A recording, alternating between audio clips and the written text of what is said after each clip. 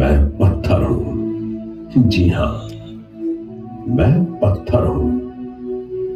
हसीन वादियों से लबरेज अनादिकाल से मेरा अस्तित्व है। जब धरती पर विकास नहीं हुआ था, सिर्फ जल था, हवा थी और मैं था पत्थर। तब मैं ही मानव जीवन के गुजारे का एकमात्र सहारा था। इसीलिए इतिहास ने उस युग को मेरा ही नाम दिया है, पाषाण युग। मैं शान से सर उठाए पहाड़ों का गर्व हूं, तो समंदर की गहराई का आधार भी हूं। बिना सुर के शांत बहती नदी का जल मुझसे टकराकर एक नए सुर को जन्म देता है। जब आदि मानव ने पहली बार मेरा स्पर्श किया, तो उसे मैं सख्त लगा।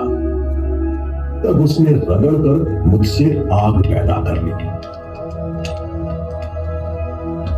जब मुझे वास्तुकार ने देखा, तो उसने मेरे अस्तित्व से छोटे छोटे घरोंदों से लेकर बड़े बड़े महलों का निर्माण कर लिया।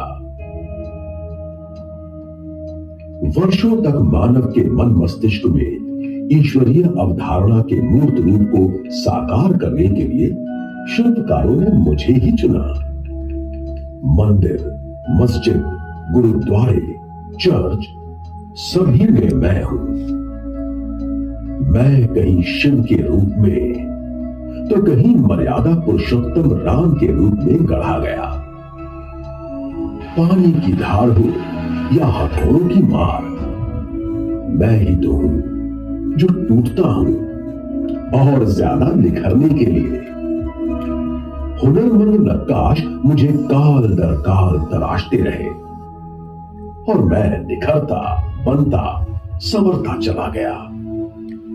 कभी सजदे में, तो कभी खूबसूरत गहना बनकर श्रृंगार में। मैं राजसी वैभव का प्रतीक हूं, तो भाग्य को पलटने वाला भी हूं। तभी तो किसी ने मुझे अपने मुकुट में सुशोभित किया, तो किसी ने गले के हार में। सबसे ज्यादा मैं अंगूठियों में सजा। जौहरियों की आंख का तारा हूं मैं। जौहरी ही मेरे इस रूप को पहचान पाया।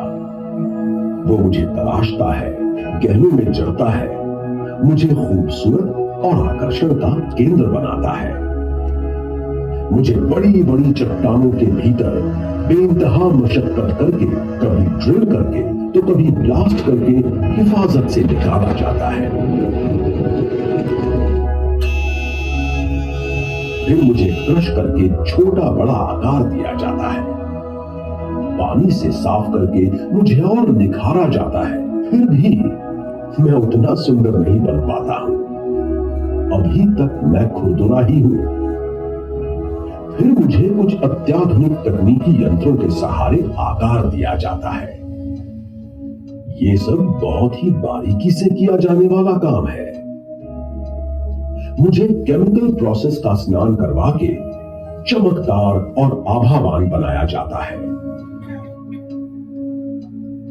मेरा ये निर्मित रूप ही अंततः रत्न कहलाता है।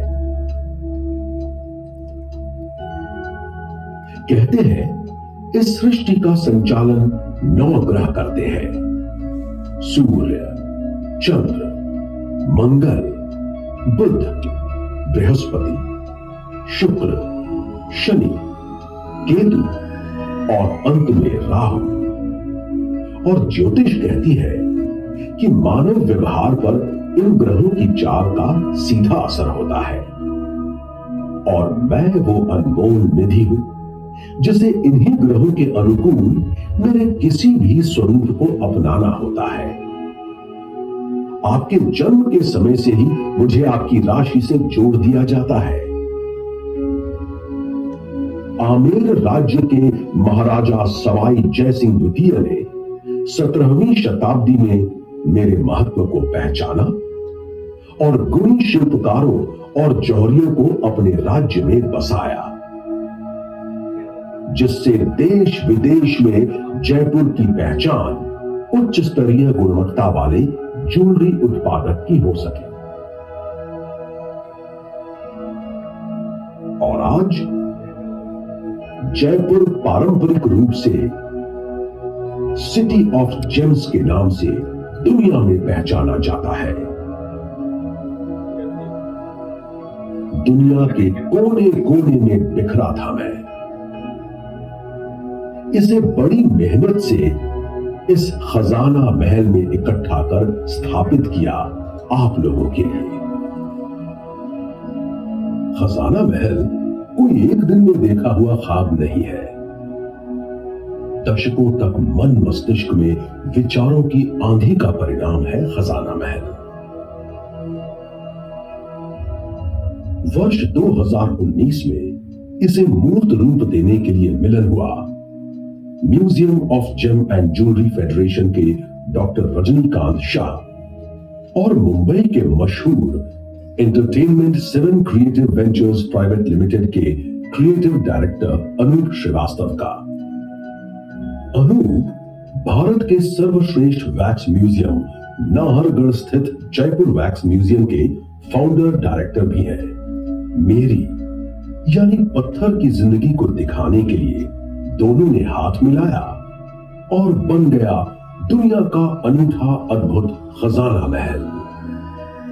जिस जगह आप बैठे हैं, खजाना महल दुनिया का एकमात्र ऐसा अनूठा जेम्स और ज्वेलरी का म्यूजियम है जहां मेरी यात्रा को बखूबी दर्शाया गया है। आपने उल्का पिंड का नाम तो सुना ही होगा। आकाश से पृथ्वी पर आने वाले ये पिंड अति दुर्लभ होते हैं। इन्हें टूटता हुआ तारा भी कहते हैं। इसी उल्का पिंड का एक अंश आपको यहां देखने को मिलेगा।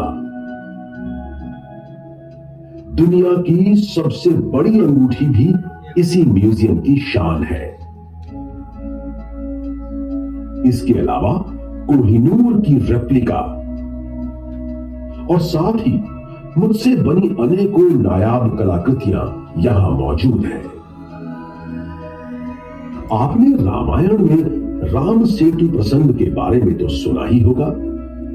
इस म्यूजियम में आप मुझे बिल्कुल उसी तरह राम के नाम के साथ तैरता हुआ देखेंगे। जयपुर की एक सुविख्यात कला है कुंदन मीना पोल्की का काम। रंगों से लबरेज बेहद ही खूबसूरत इस कारीगरी का कोई मुकाबला नहीं।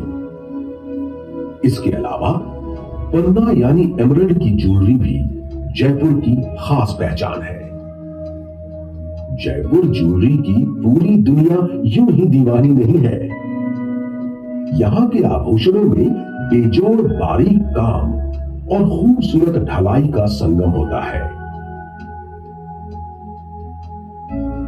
इससे पहले कि आप इस म्यूजियम की यात्रा शुरू करें, यहां के